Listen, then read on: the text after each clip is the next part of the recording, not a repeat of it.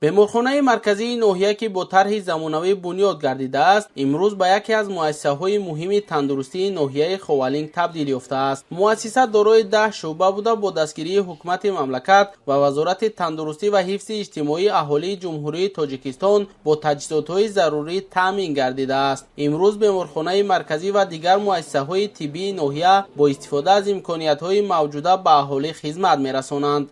در خود بیمارخانه مرکزی 10 تا شعبه برای بیستری کناری می باشد، یعنی شعبه قبول برای مراجعت بیماران، شعبه عضوهای درونه، شعبه بیماری‌های زنانه، شعبه تولدی، شعبه کودکانه، شعبه استراحتی، شعبه جراحی، شعبه بیماری‌های دل و یک تا آزمایشگاه می باشد.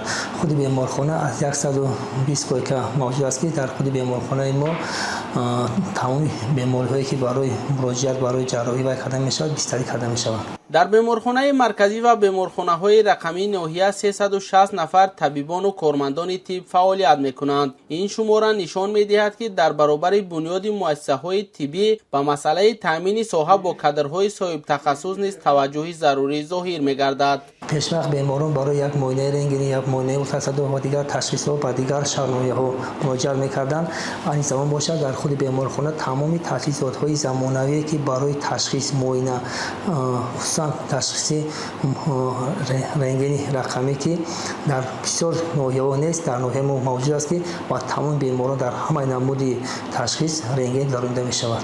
در سالهای صاحب استقلالی ساحه تندرستی در ناحیه خوالینگ به تدریج رشد نموده است. بنیاد و نوسازی مؤسسه‌های طبی، تامین نمودن آنها با تجهیزات‌های ضروری، زیاد گردیدن امکانیت‌های طبابت و فعالیت طبیبان صاحب تجربه از جمله تدبیرهایی میباشد که به بهتر گردیدن خدمت‌رسانی طبی مساعدت می‌کند. بنیامین شریف‌زاده برای برنامه اطلاعاتی خبر از ناحیه خوالینگ.